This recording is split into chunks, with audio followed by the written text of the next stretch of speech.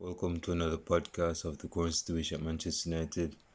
This is not going to be one of those lengthy podcast videos. I'm just going to do the preview with a few news. The first piece of news is that it's been said that after Edinson Cavani scored the winning goal for Manchester United, he did a post on Instagram and he did an appreciation post for a fan, I believe.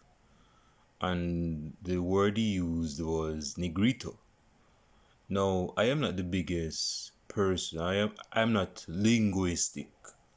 I don't think that's the best term, but I don't know Spanish fully, definitely. I don't even know English fully, let alone Spanish.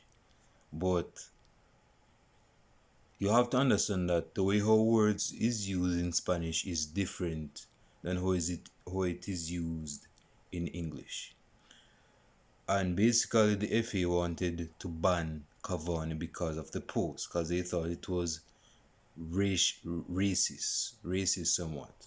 Again, it wasn't really a black person, but the term used was Negrita or Negrido or Negrita or something like that. To me, that is just being petty. Look into what the term means before you want to charge Cavani. Know what the term means before you want to take charge by charging Edison Cavani. Don't be full-fledged on a term that you're not used to, because again, it could be due to culture shock. Again, Cavani probably didn't know any better. He didn't know that this term was offensive in England. If he knew that, he wouldn't have used that. But then again, I think he did an apologetic post, so I guess all is forgiven. But Manchester United is going to host PSG tomorrow at Old Trafford. I wonder if there is any strategy for Manchester United to complete the double over PSG, because PSG hasn't been really at it this season, because they have a decent attacking side, they have a decent attack, but we have the ability to attack their midfield, because their midfield is not, they have variety, which is good. Gay, Herrera, Paredes, Marquinhos can do a decent job in midfield. They have Diallo. The midfield is not really one that we would say, you have to play ball around these players. If not, they're going to boss us around. No, that is not PSG's midfield. And we have a better midfield than PSG. And that's why it's said that the side that won the midfield is basically winning the battle. And they're going to win the game.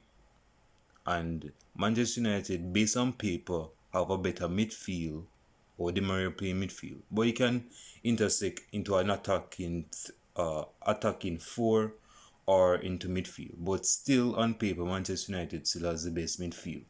So, don't even get me started on defense, but Manchester United has the potential to go through to the next round tomorrow.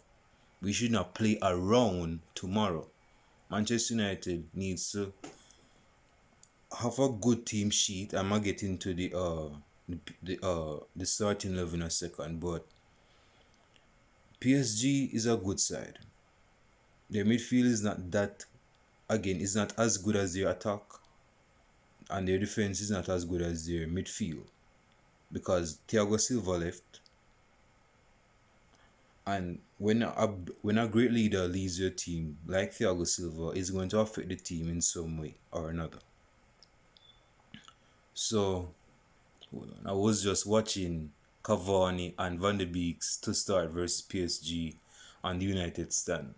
And I'm very surprised to see Alex and the United stand, because some of you guys might not remember Alex, but Alex used to be one of the, I wouldn't say founding fathers, but I wouldn't even say he was a pioneer, but he was one of the early heads that used to be on the United side. He was a reoccurring guest on the United side, probably like in 2000 and early 2017.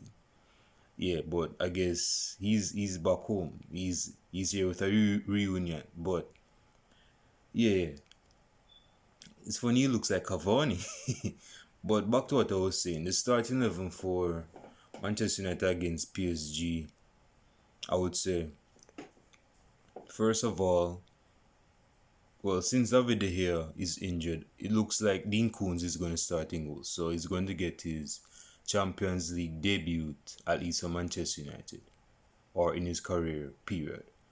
So that's Dean Koons in goal. That's Dean Henderson. Right back, well, right back with who started at right back, that is Wan-Bissaka. Instead that Twan is suspended, and that's going to give PSG's attack, especially Mbappe and Neymar, some leeway to do some footwork on that side because, well, Wan-Bissaka is starting, so maybe not. But when Wan-Bissaka and Twan start together as a right pairing on the right side of the defense, that's going to give PSG a sense of insecurity because although PSG through Mbappe and Neymar has pace, footwork, technical ability, they might not have the ability to beat Twan and Wan-Bissaka at the same time. Because in the first match against PSG, we locked them out.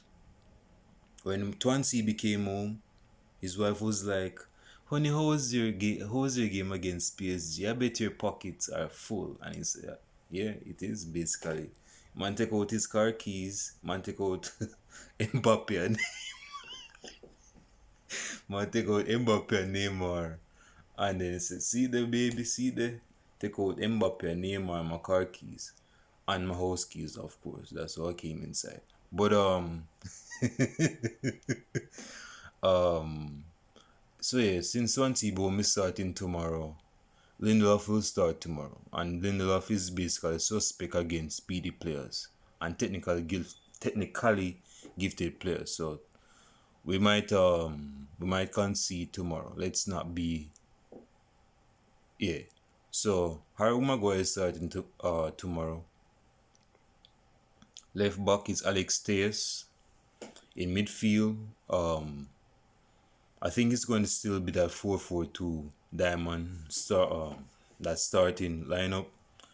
Matic, again, I don't want Matic to play the full 90 minutes because he's on a routine to be in a retiree, so we don't need him to play full-fledged 90 minutes.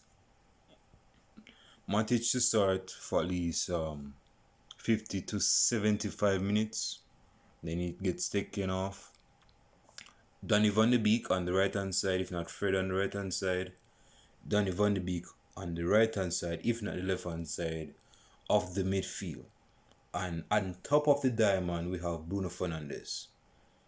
And then of course up top is Marcus Rashford and Edinson Cavani. Now Edinson Cavani has been in form as of late, and PSG knows what Edinson Cavani is about. Again, PSG's top scorer is Edinson Cavani. PSG is going to play against Edinson Cavani tomorrow. So they're going to try.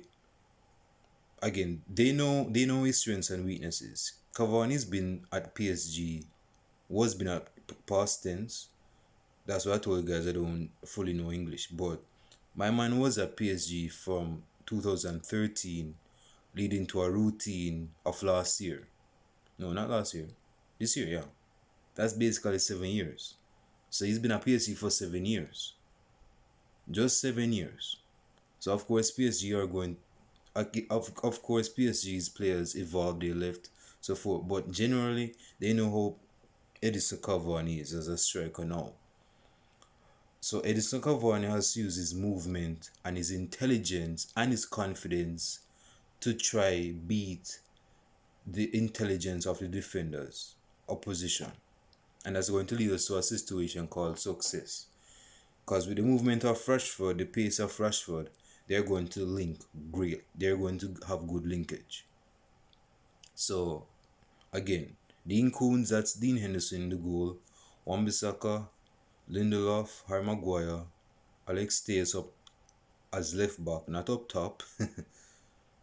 Matic in midfield, Fred, Donny van de Beek, Bruno Fernandes, Rashford, and finally Edison Cavani.